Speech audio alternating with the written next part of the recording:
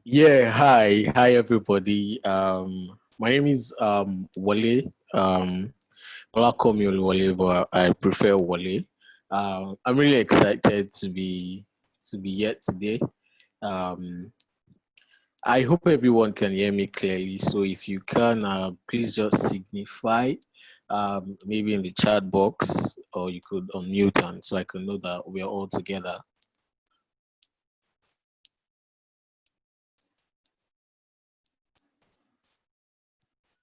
Okay, yeah, thank you so much. Yeah, before we continue, this is absolutely going to be a very engaging session. So feel free to, interrupt me anytime. Feel free to ask your questions. If you have any questions, leave them in the chat box. My eyes are on the chat box basically, so I would answer questions as they come up.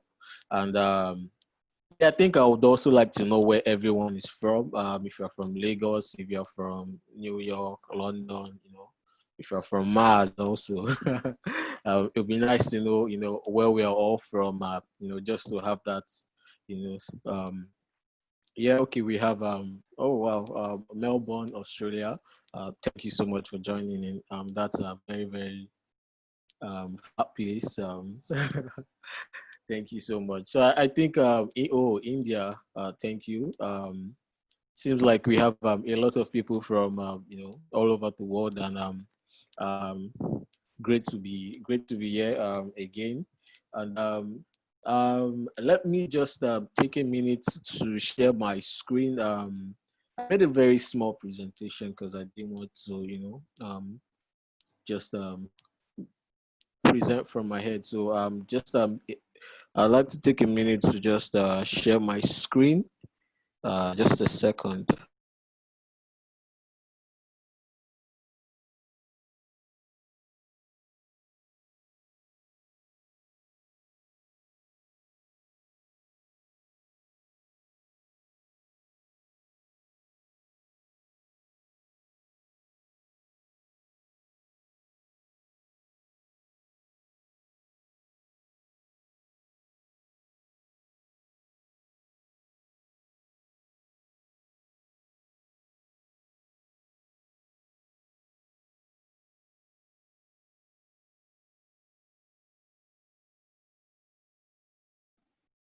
All right. I hope everyone can see my screen. I hope you can all see my screen. Yes. All right. Thank you so much. Yes. So today, again, I want to appreciate Women Who Code Lagos for having me. Today, it's a big privilege. It's one of the communities I've always been looking forward to. Engaging personally. And my name is Olakanmi Oluwole, as I've earlier said. I do a lot of things, but mostly in the tech space. I'm an offensive security engineer, and right now I run my own side company as a side hustle, basically, called Lisa Security Labs. So what we do is basically everything offensive security. We help organizations secure their infrastructures and softwares. We help them, run risk analysis.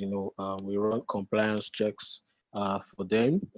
Just to make sure they are compliant with, whatever standard they are supposed to be compliant with.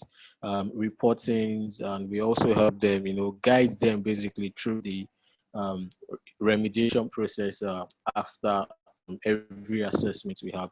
Yeah, so quickly, let me just move to the next screen. Yeah, so about me, pen tester. I'm also a developer, but I started off in the security space before I started building softwares. So I've spent about 6 years in the security space. About 4 building softwares. So basically, I'm experienced with building softwares and also building security tools. I'm a red teamer. I've worked across several industries like insurance, media tech, fintech, and banks. And right now, I'm trying to, run my own consultancy company, Lisa Security Labs. Here is my Twitter handle at Wale of Lagos. Um, you can feel free to follow me, tag me in posts, send me DMs if you have questions, or you're facing technical challenges that you think I'll be able to help you out. And also feel free to send me memes. I like memes a lot. Yeah, so straight to the point, because I'm really trying to keep to time. It would be better if we could finish early so we have time to take questions, because I feel we'll have a lot of questions. This presentation, this webinar, this talk is intended for beginners. If you're just coming into the cybersecurity space, if you're looking to get to the cybersecurity space, or you just want to learn about cybersecurity, that is exactly what this presentation is all about. So this is for you. And if you've been in the cybersecurity space for a while also, I mean, no knowledge is a waste. You can always feel free to shoot contributions and suggestions in the chat box so that, we carry everyone along. So cybersecurity basically is the protection of internet connected systems, such as hardware, software, and data from cyber threats. And it's a continuous changing field with development of technology that opens up avenues for cyber attack. So basically, what we are saying is, cybersecurity is a wholesale process of protecting your device, yourself, anything connected on the internet, and such as hardware, softwares. And the thing about cybersecurity is it's a continuous field. It's a field that, it's ever evolving. I tell people personally that cybersecurity, when it comes to cybersecurity, you have to always be on your toes, because everybody is eventually going to, at some point in your life, you would be a victim of, a cyber attack, especially if, you are always on the internet, or you have your device connected to the internet. At some point, you would be, a victim. So, I mean, I don't think there's anyone on this call who hasn't, witnessed, some sort of cyber attacks. If you're on social media, you've probably seen, social media accounts, getting hacked, where you have, people posting a lot of funny things, basically. Or, you might also have even had your own social media hacked yourself. And that's just one. You've probably gotten emails from, people or services you did not subscribe to, asking you to maybe change your password, or, reset your password, or, trying to, basically get your details. I mean, at some point, we have all, been a victim, we've all seen, cyber attacks happen, if we've not been a victim ourselves. So it's an evolving field. Every day, we see new threats, new forms of attack. We see new threat landscapes. Today everybody is a victim. I mean, if we can see the big guys, we've seen. I mean, recently, the other day, Twitter was a victim of a cyber attack. Used to perpetrate a Bitcoin scam, and if it can happen to guys like Twitter that have large infrastructure, all the money, all the talent, how much more you as an individual, or you that as a small scale business. So I mean, you always have to be on your toes. You don't have to wait till you become a victim, before you are prepared for a cyber attack. So you always need to be passive about cyber security. Yeah, so I'm just going to go through, the kind of cybersecurity threats that are very common. We see on a daily basis, or sometimes we don't see them, but they happen. So the very first one, I'll just run through the list. I'm trying to keep to time. We have a distributed denial of service, the man in the middle attack, social engineering, malware and spyware, password attacks, and advanced persistent threats. I hope I'm not going too fast. Please feel free to interrupt me. I hope I'm not going too fast.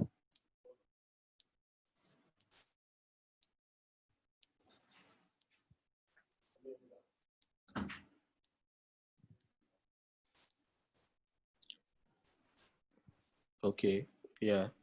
I just want feedback. So, I mean, as I'm going up, feel free to interrupt me. Um, if I'm going too fast, just let me know. I want to carry everyone along.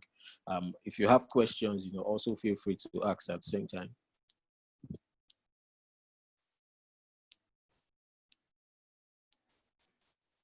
Yeah, so when we talk about distributed denial of service, the objective of a distributed denial of service, is mostly called DDoS, and the objective basically is to, overwhelm the resources of the target system and cause it to stop functioning, denying access to its users. So when you have maybe you, for example, a website, where you visit every day, or probably you own a website, the DDoS attack is a kind of attack that knocks your website offline, knocks your server offline, knocks your infrastructure offline. So I mean, people who are your legitimate users, trying to visit the website, will just come and see that the website is down, and that is what a DDoS attack is all about. That's the objective, making sure that the target is overwhelmed with a lot of is overwhelmed basically, and stops functioning. And there are different forms of DDoS attacks. There are botnet attacks. There's something called the ping of death. There's something called TCP SYN flood attack. So basically, botnets are like zombie computers, basically, that have been infected with malware, and are now being controlled by a remote attacker. So there is this bad guy sitting somewhere, has affected about tens or thousands of devices, laptops, infrastructure, and then is now using those infected devices and machines, to send out requests, in order to in order to take down your infrastructure. So I mean, that's what botnets attack. So each of those each of those devices is called a bot, and together is what we call botnet. So the ping of death attack is also similar, and it's when you craft certain requests, you also take out a particular target system. So when the system sees it, it doesn't know how to handle it, and then it times out. Similarly for the TCP SYN flood also. Um, so the man in the middle attack is, it's something I like to use escrow services to explain. So you are about to make a transaction, but then there is someone in the middle that comes in, to be the middle to make sure that the transaction goes smoothly between the two parties. But this time, rather than having someone good making sure the transaction goes through successfully, you have an attacker, you have a bad guy in the middle.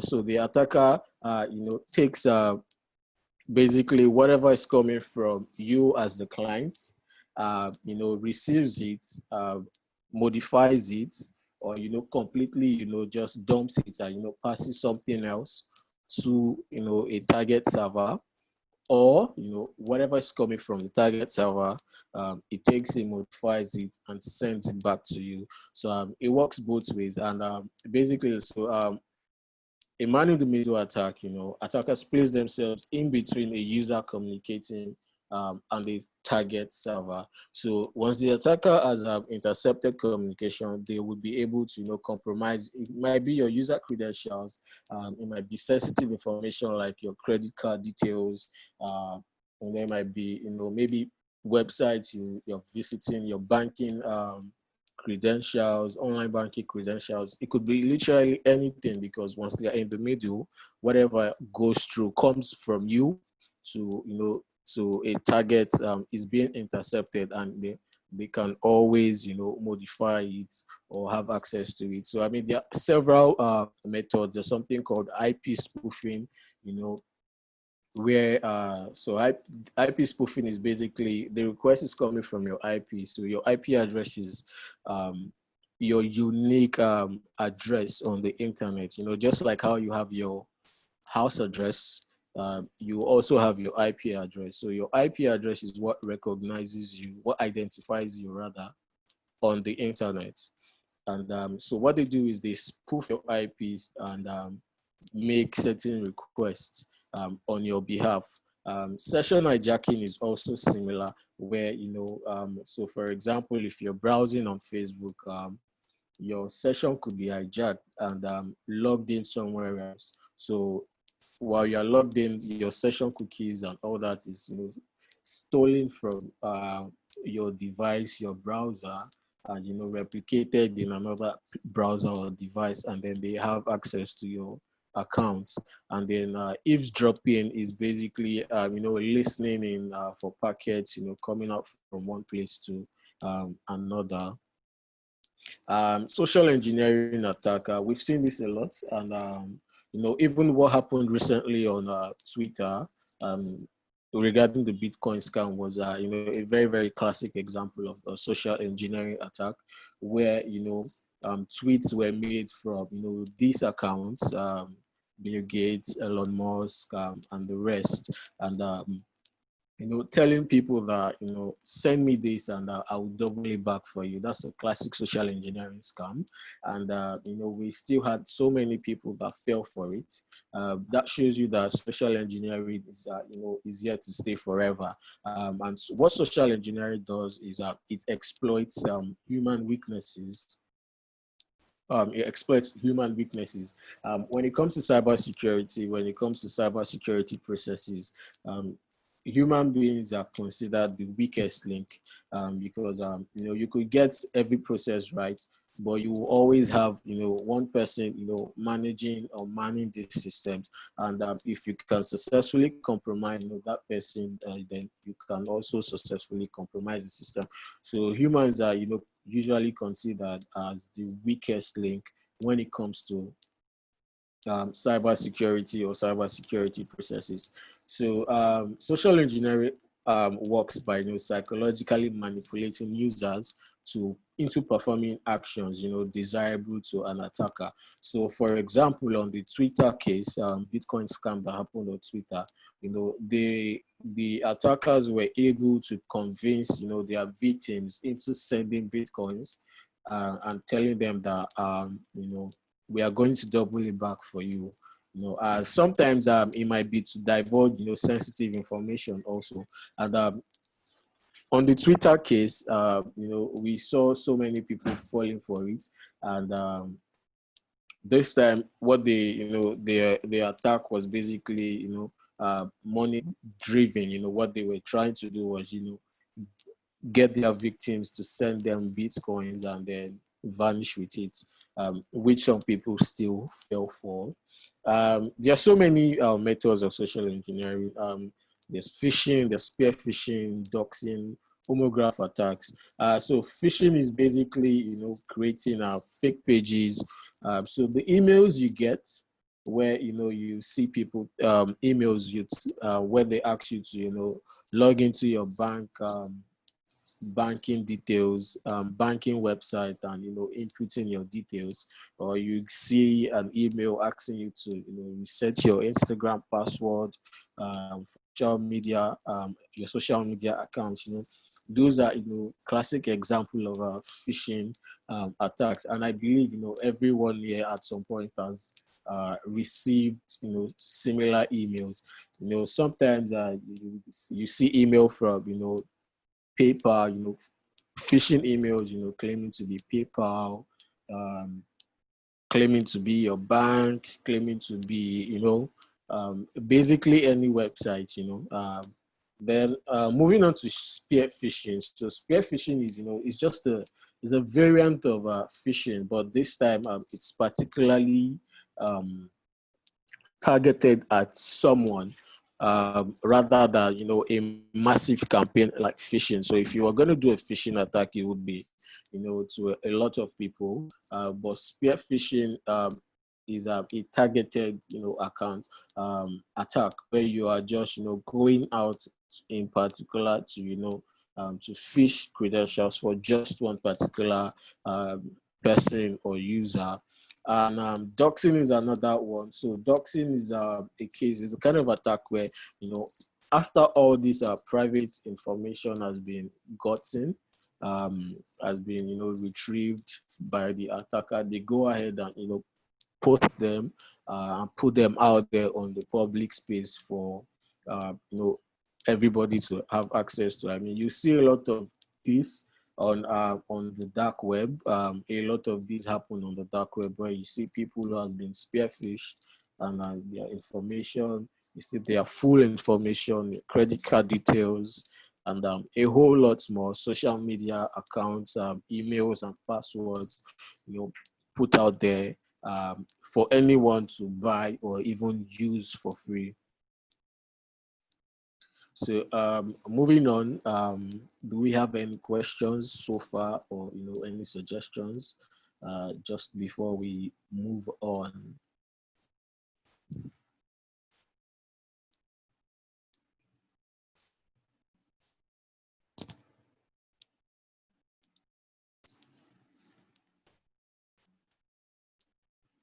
Okay, then I think we are good. So moving on, malware and spyware are also other forms of attacks where you have unwanted or malicious software, and what malware does is, it uses vulnerabilities in your browser operating system, to install themselves. Um, Sometimes you might be the one to even install them knowingly, and other times you might not even be aware, and one of the malware that you might think it's a legitimate app, it's something it's something called the Trojan, so Trojan malware, you see it as a legitimate software or a legitimate mobile app. You go ahead to install it, but once you install it, it basically starts operation and sends out your keystrokes. Tries to fetch. Depends on whatever malware it is or whatever it is written to do. We've even seen in recent time a lot of researchers has come out to say, okay, certain apps are, Trojan, basically. And I think even in recent time, we've seen where TikTok also was also classified to be a Trojan app, that, steals information and sends it back to, in codes, the Chinese. Just I don't know how true that is, but I mean, based on facts, it was classified as a Trojan. We've also seen other applications like Face App. I think it was early this year or last year. Yeah. Face App went viral where you could, it was basically an app that, you take a picture and then, you could see yourself 50 years old, how you would look when you're old. And that's that was what Face App did. And we also had researchers look into it, reverse engineer the app, and it was also classified as a Trojan. And people were encouraged to uninstall the app because they claim it was sending back pictures to Russia, the Russian servers, and you didn't know what they were using the pictures for basically. So it was also classified as a Trojan. I mean, and there are also so many, of all apps and softwares, that are considered Trojan because they look legitimate, but under the hood, they steal and send your information or data to a command and control server. We also have Adware. So Adware basically, once you install Adware, it start popping up ads on your browser, on your phone. You can barely use your phone anymore because there are so many ads popping up left and right. Spyware, basically spies on your key logs, your email, contact messages, and the rest. The most interesting one is ransomware because ransomware encrypts your data, on your device, on your laptop, desktop, or your mobile phone, and you are asked to pay a certain amount. It's basically like kidnapping. Kidnap your data, and then you're asked to pay certain amounts. Mostly in bitcoins, in order for you to get an encryption key that you could use to decrypt your files again. And personally, I've seen a lot of ransomware at different levels. I've seen ransomware at enterprise levels where you have an entire company, have their data encrypted, and they are asked to pay tons of money in bitcoins in order for them to have access to those such to their data again. I've seen databases, if getting affected by ransomware, where you are asked to pay money or you lose access to your data or they are wiped off, and so many variations. The most interesting for me personally is ransomware. Um, Moving forward, password attacks. So password attacks are used to gain access to the password information of an individual by either sniffing the connection to the network, using social engineering methods, guessing, or gaining access to a password database. I mean, we've seen a lot of breaches in the news where we hear that passwords to hundreds and thousands of accounts um, were leaked. That's an example of gaining access to a password database. Common methods, are brute force, dictionary attacks, so shoulder stuffing, guessing, or social engineering. So social engineering is where a user is phished, and then they enter their credentials, and then the credentials is sent to the attacker while they are redirected to the legitimate page. Guessing is also another form where people guess your password, based on maybe your hobbies, your pet name, your first name, and so many things. Shoulder stuffing is it's probably you have someone standing beside you while you're creating your password or entering your password, and then they can see what you're typing directly into the input box. Dictionary attack is when attackers take a list of common passwords, a list of common passwords, and try automated trying to guess which password you use out of the dictionary. And the brute force is just trying so many combinations until the right one is gotten. And then the advanced persistent threat is when an individual or group gains unauthorized access to a network or account, and or infrastructure, system, device, and remains undiscovered for an extended period of time. And they can always exfiltrate sensitive data deliberately, avoiding detection by the organization, security, and staff. So this one is more advanced, where um, after the initial breach, you still have attackers persistent in the network or database, and they can always retrieve information whenever they like, and it's the most dangerous one in my own opinion. So how do you stay safe? Basically, you've probably heard this tons and thousands of times, but it cannot, you cannot. It's something we just have to, keep reminding people, use strong passwords. Don't use the same passwords in more than one account, because, sometimes when one account get compromised, you find out that people use the same password, and then they go to other places, and you can basically have access to the same account because they're using the same password. Always try to use two-factor authentication. In recent times, a lot of questions has have been asked, in regards to two-factor authentication. How safe it is. Can attackers, also bypass two-factor authentication? Regardless, still put it on, so you are aware when someone is trying to access your account illegitimately, because they're going to send you an OTP, and then you can use that to verify that, okay, it's me or it's not me. Or better still, you can always get the password manager.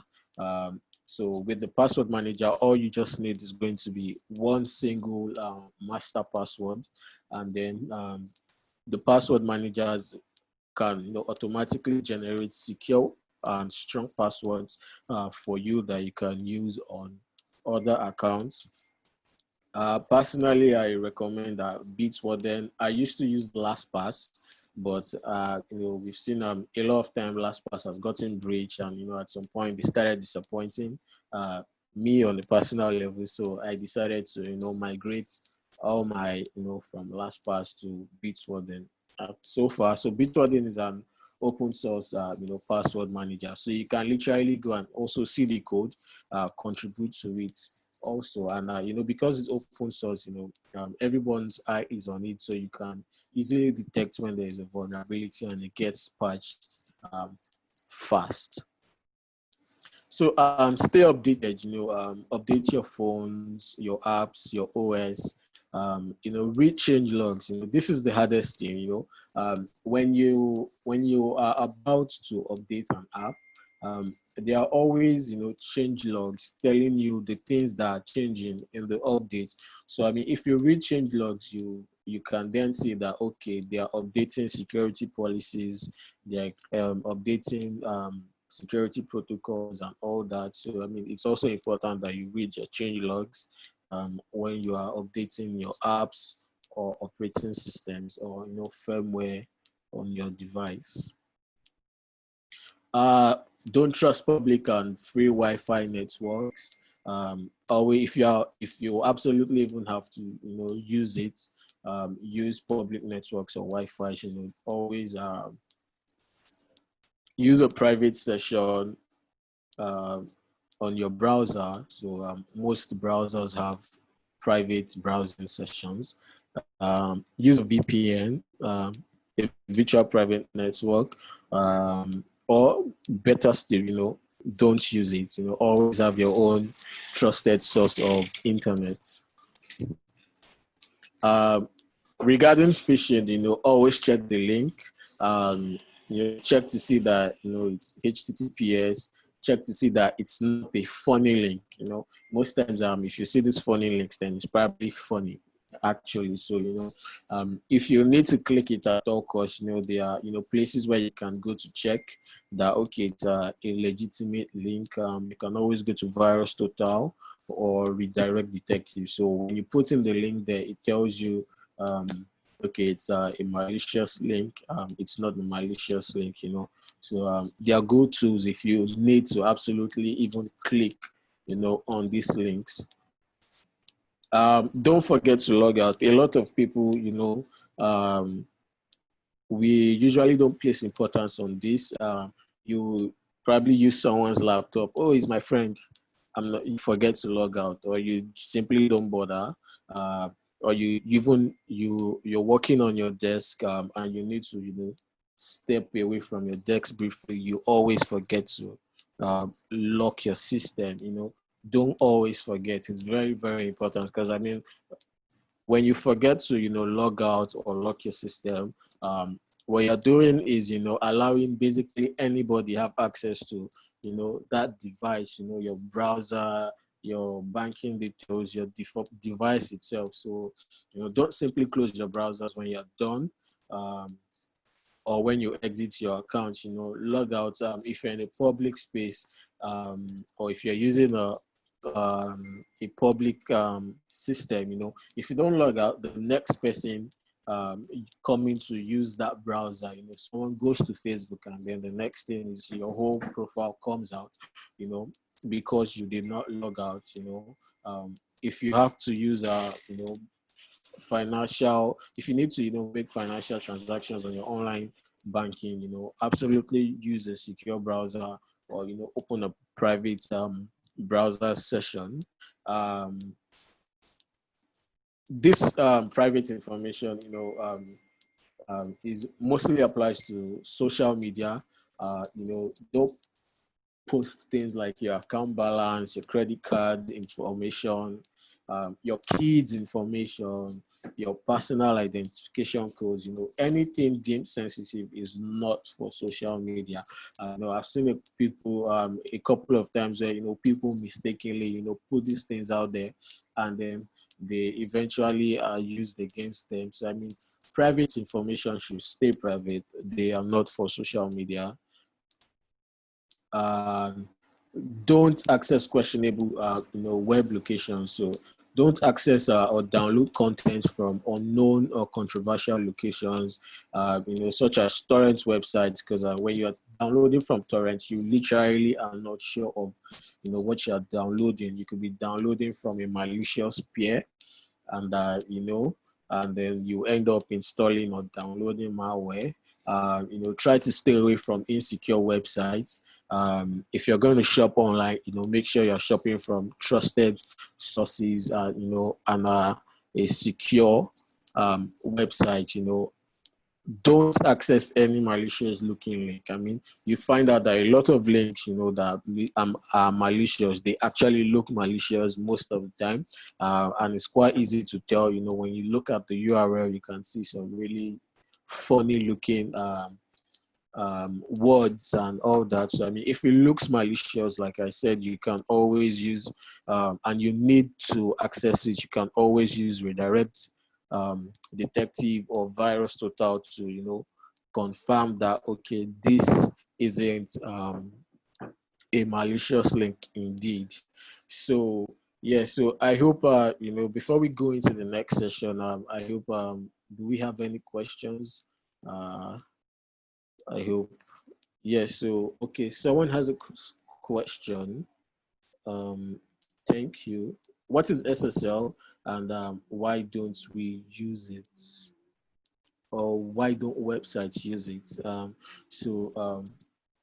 SSL is a secure socket layer, and basically it encrypts your information when you, it encrypts your data on websites. So, for example, I mentioned the man in the middle attack. If you were, accessing a website that uses SSL, um, your information is being encrypted, whenever you make a request. So that way, even if you have, a man in the middle sniffing out your, packets and information, they are encrypted, and that gives um, and it saves you, the it gives you the benefit of that. Okay, your information is secure. Sometimes it takes a lot for these guys to be able to decrypt this information. So most times it actually works, and it's secure enough. If a website uses SSL, does that mean the website is more secure? Yes. I mean, it lets you know that, okay, you're accessing a secure website, but you find out that in more sophisticated attacks, you still have malicious platforms or websites or link, have the SSL, but they are malicious. So that way, it comes down to, is this a trusted source?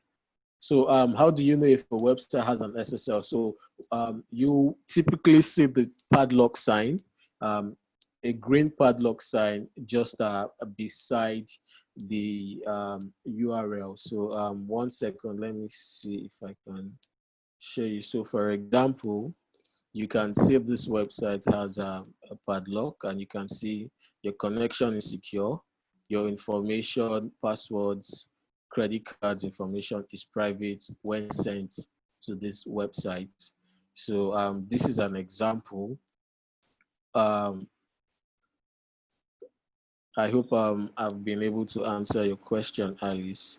Okay, yeah, great. Thank you so much. If you have any more questions, please drop them. Okay, great. Yeah, so if you're looking to pick a password manager, someone, thank you, Yaniv, for sending those in the link. So you can see LastPass, KeePass, and Bitwarden already in the chat box. Personally, I use Bitwarden. I migrated from LastPass to Bitwarden. So yeah, let's just move on. So careers in cybersecurity. Whenever I want to talk about careers in cybersecurity, I always use this interactive, graph by cybersec.org. So let me just show that in my browser, and then yeah. So basically, I hope we can see my screen well. Yes, so this is better. So you have something called feeder roles. So feeder roles are professions that you could already be be in before migrating into cybersecurity. So if you already are in the networking field, if you already build software if you already build software and actively do software development, system engineering, financial and risk analysis, and security intelligence, it would be relatively much would be easy for you to migrate or switch careers into cybersecurity. And then entry level roles are mostly cybersecurity specialists or technicians. Another feeder role that wasn't included here is IT support and infrastructure support.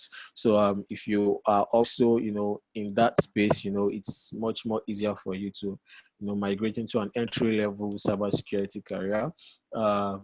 So you could, migrate into cybersecurity specialist or technician, crime analyst, cybercrime analyst or investigator, incident analyst or responder, or IT auditor.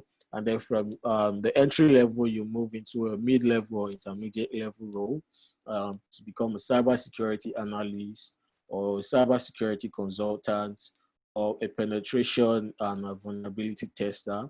And then from there, you move to an advanced level to become the cybersecurity manager or administrator, a cybersecurity engineer, or a cybersecurity architect. So why I particularly like this pathway is because of how interactive it is, and it shows you how you can progress basically. So if as an entry level, you can either become a cybersecurity analyst, a cybersecurity consultant, a vulnerability or penetration tester, and moving to cybercrime. You can see also how it maps it out that okay, if you come in, if you are a cybercrime analyst or investigator as an entry level, you can progress to still become a cybersecurity analyst,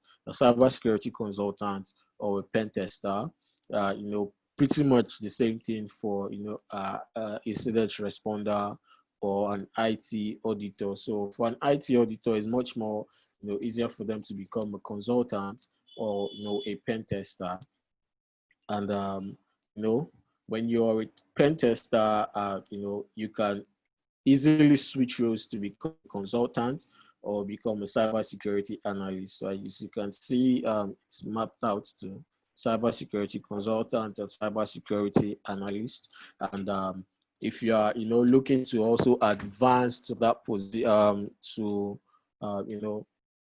a more interesting position from a pen tester, you can easily, become a cybersecurity architect, where at that stage you are responsible for, architecting the cybersecurity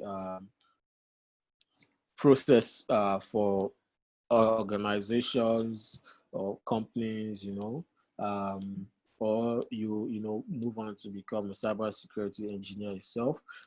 If you're a consultant, you can easily, also switch roles to become a cybersecurity analyst or a pen tester, or in fact, you could even be the three together. And then you can equally, proceed to, become a cybersecurity engineer, architect, or administrator. And similarly for a cybersecurity analyst, you can still progress on to become a manager or a cybersecurity engineer or a cybersecurity architect. And once you get to these levels, you can, comfortably say you are a cybersecurity expert, because over the years you would have, gained a lot of experience and experience, and you are in a very good position to start coming up with developing cybersecurity solution at enterprise levels, developing cybersecurity policies, for organizations and the rest. So you can check this out. Personally, I'm just going to paste paste the link in the group, in the chat box rather. Just 1 second. Or when the slide is shared, you can also, yeah.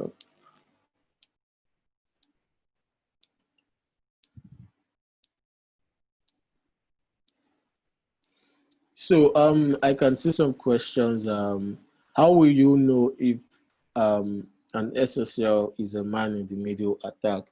So basically, typically as an end user, you don't know if there is a man in the middle, and that's why you have to be sure on your own end that okay, you are accessing a secure website, so that whatever information you are sending to the website, you can guarantee that even if there's a man in the middle, your information, your credentials are completely safe. I have a background in data analysis and have a basic of networking, but don't know software development quite well. In this case, what resources or skills should I develop and focus on? I'm quite interested in the security analyst role. Okay, very, very interesting question. So you're a data analyst, you have basics of networking, but you don't know software development quite well. So I think you are on the right path, as you can see, looking at the feeder roles, networking basics. When you say don't know software development, I mean, I believe you understand the basics, and with time you can always learn and develop yourself. So definitely something I think you are on the right path for. You can definitely give it a shot. If you are looking for resources, personally, the first thing I always tell people to do is understand the OWASP top 10 vulnerabilities, understand them. If you are looking to go deeper, get your hands dirty with them, and try to carry out a bit yeah, basically get your hands dirty with top 10, understand them, and be able to understand how to fix them, and how to exploit them. If you can do that successfully, then I think you are on the right path. So I've shared the link to this graph just in case anyone wants to see it. So where to start doing these tasks? You can always check Hack the Box. There are so many platforms out there. Okay, yeah, so you already tried Hack the Box.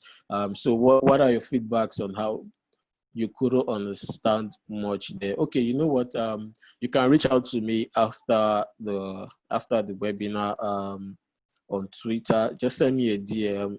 Let's talk about it and see how we can guide you through the process. So don't forget to reach out to me so we can talk about that and guide you through it again. So so I think that is pretty much it. So if you have questions, please keep shooting your questions. I think I still have 2 more minutes, 1 minute 10 seconds to go. So yep. So thank you so much. Follow me on Twitter. Are certifications necessary at the entry level? Absolutely not. But you need to already have an idea of what you're doing. You need to be able to show that you understand certain things and you can carry out certain activities. So entry levels, certifications are not necessary, but you find out that a lot of job requirements are big on certifications. I've seen tons of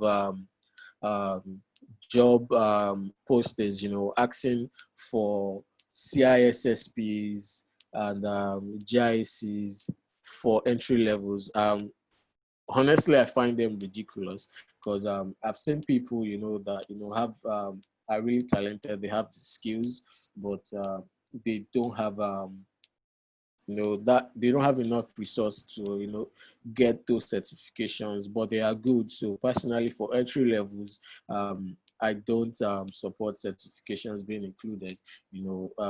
Entry levels are is where you have the chance to prove yourself, to show your skills, and then you can always progress from there. Will it be easier to get an internship to start in this field? Yeah, I mean, there are so many companies out there, looking for interns. But I mean, even as an intern in InfoSec, you still need to have that basic knowledge of networking, maybe software development, system engineering, system administration, going into InfoSec roles are, not like software engineering roles. You are expected to already have a, certain amount of skill set before even coming in. Just know what you're doing, understand the basics, and show that you can, always do more. What is my Twitter handle? Yes, that is my Twitter handle, Anita. I hope I got that right.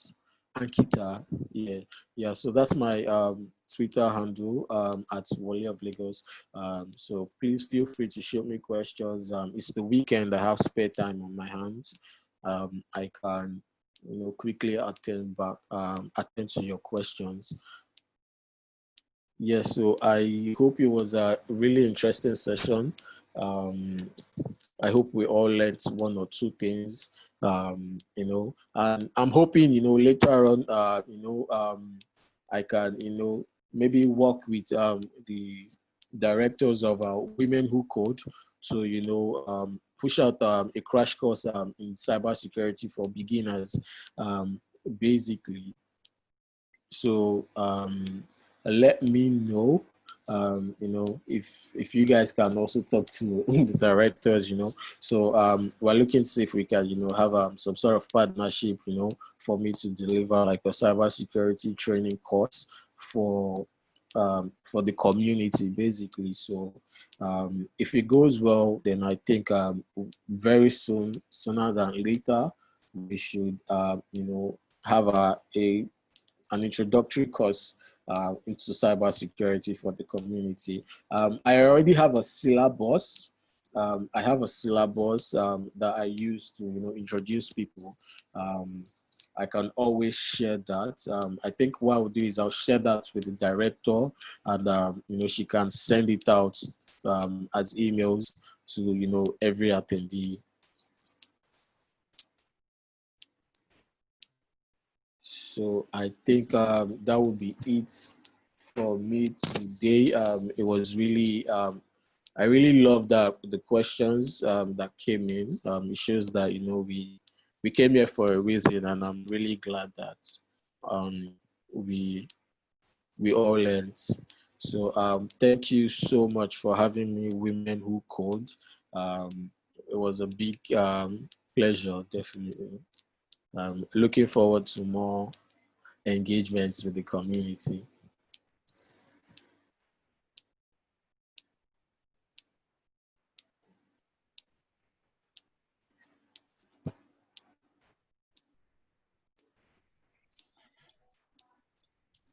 Thank you, Wale, for that amazing section.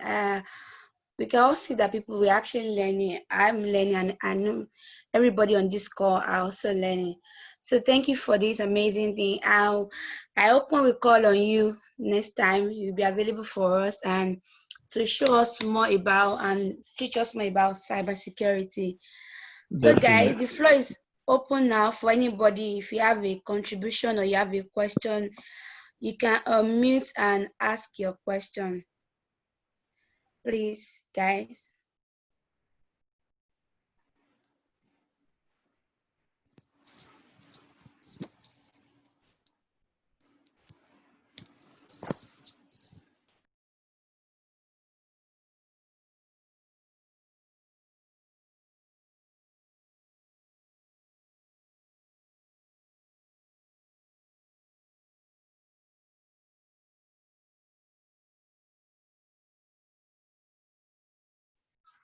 Any question, anyone? Hi, hi, Damilola. Yeah. The problem is, okay, anyway. So what I was asking is, will there be any crash course coming up after this? Yeah, definitely. There's going to be crash course coming after this, and we're going to communicate it to every attendees on this call. And I will put the link to where you can join our Slack channel. Apart from cybersecurity, we do other things that I think it will interest you. So join our Slack channel. We'll be announcing all our maybe upcoming crash courses and upcoming events. I can also register on our meetup, follow us on meetup for more about Women Who Code Lagos. And you can also join other network, Women Who Code networks, just to learn more about anything you want to learn basically in the world of tech. So thank you so much. Please, we are open to any other question from anyone. If you have any contribution, you need to tell us anything. And so we are open, and so let's see. You are free to go. Have the floor. Also, I have one more question. Say if I try something and if I'm stuck and if I have doubt, can where can I reach out? Okay, you can always reach out to us at. I'm going to put our community email on the Slack channel now. Sorry, I didn't get you. I'm going to put the community email the way you can reach us personally. Okay, sure. And you can always reach us on our social media on Twitter as. Sure, thank you so much. And I'm going to put link where you can join our Slack channel on the call now. You can join our Slack channel for more information about our upcoming events and webinars, bootcamp, and all other things we'll be doing at Women Who Code Lagos. So, guys, any other question or contribution? Yeah. Hi. Okay, Shumila, I can go on. Tilewa will come after. Okay, it's fine. Yeah, thank you very much for the program. It was such an impactful one. I'm so grateful I'm part of this. I would like to know if you're going to share the recording with us.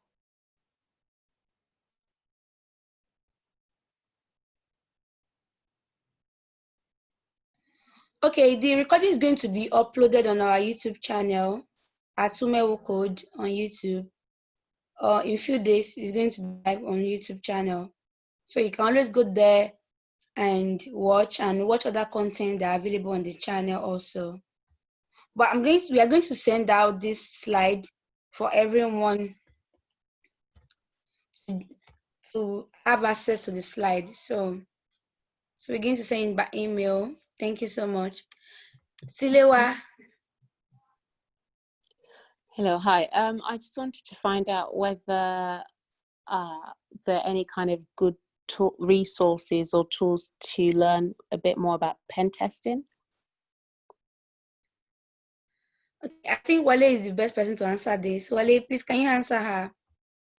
Yeah, nice question, Tilewa. So please reach out to me. I have tons of resources that I cannot just dump everything here. So if you reach out to me personally, I'll be able to send you as much as you need to get started. Thank you. No problem.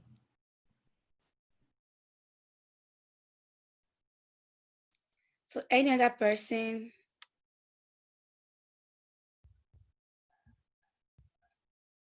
Yaniv, do you have any contribution or anything?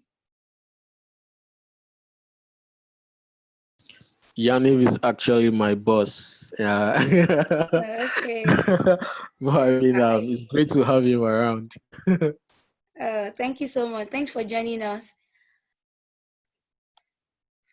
So guys, Umewuko would like to make an announcement. I'm going to invite Hope to make these announcements. So Hope, are you there? Oh, okay, yes, I am. Okay, let me check. I hope I still have this. Okay, so sorry, just a few minutes. I'm trying to share something. Okay.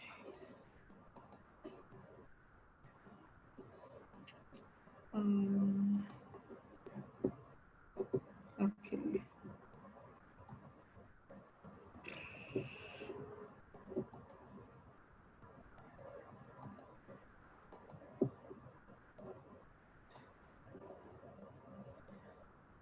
Okay. I'm just going to share something. Okay, so while it's coming up, so basically, we've been having an algorithm and interview prep series for a while, and I know some of the people that have been attending are probably on this call. So we had to pen this for some time. I mean, it's been amazing so far. We've been having people dial in from different parts of the country and all, and we've been always having an amazing time, coding challenges and everything. So just to give an announcement for those that haven't joined or those that have joined before, and or you are new or anything. So the interview prep series is back, and this time around we'll be starting on Sunday. So normally it used to be an every Sunday program, just 2 hours every Sunday from 6 to 8 p.m. And what we do is we come together, we pick up a concept, an algorithm concept or data structure concept, learn about it, solve questions, go into breakout room, interact with people. So more or less like learning together and having fun, while trying to get ourselves prepared for technical interviews and all. So on Sunday, which is tomorrow, we are reopening. We are continuing the series. And okay, by the way, oh, you can see my screen. Yes. Yes, you can. Okay. Okay, so tomorrow, which is Sunday, we are returning back to the series, and this time around we are starting with something awesome. So we'll be having software engineers from Google and Palantir talking about their technical interview journey. We actually have it's not a recruiter, an interviewer. So more or less, he does interviews for people, and he does that. Google is going to be coming to give us tips on how to prepare, do's and don'ts about preparing for your technical interview and all. So it's going to be an awesome session tomorrow, and we are inviting you to invite your friends, invite anybody you think will be interested in this. You want to get to a top company, you want to get to a tech company, and you are wondering how to go about learning about all the stuff and all. Just, you can come tomorrow, try it out, see. If you don't like it, you can always leave, it's fine. But I'm encouraging you all to like attend the session tomorrow. So that's just a brief announcement.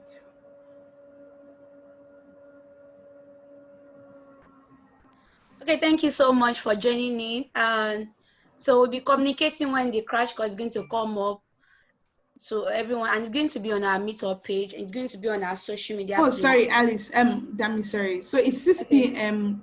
West African time tomorrow. Like just the same time we dialed into this call, 6 p.m. West African time.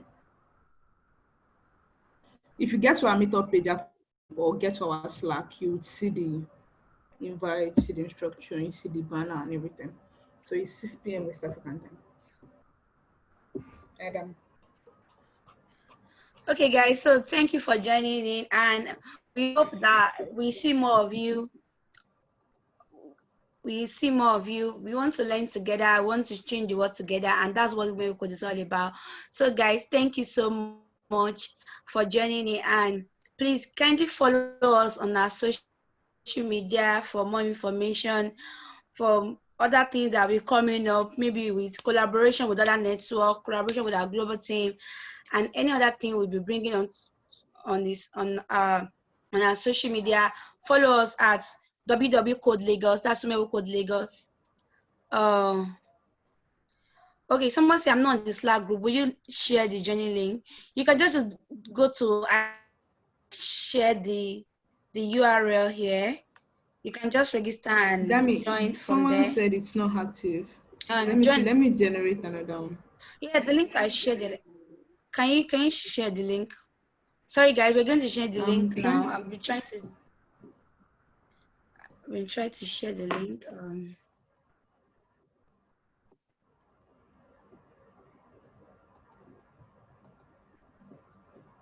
Okay, I'm copying another one now.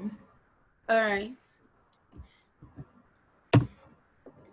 Okay, so that's the link. Yeah, that's the link to join the Slack channel. So as I've said earlier, WWCode is actually not gender biased. We are just trying to bring more women into technology. So you are free to join us for any of our events. You are free to join us. You are free to reach out to us. You are free to talk to us anytime. And we have different platforms available at WWCode. We have job board where you can go and search for jobs and you can see job posted every day. We have the Applauder. If you get a new job or you're advancing in your careers, we try to make you recommend, just bring you up and show you to the world that you're doing amazing things. And we actually work as a family, encourage each other, help each other to grow, and that's what brings this particular event. And thank you for our host today, Wale. Thank you for that amazing time. So guys, we are going to end the events now, and until next time, have a lovely day and keep changing your world and keep inspiring people and keep inspiring the world. Thank you so much for joining us. Thank you so much.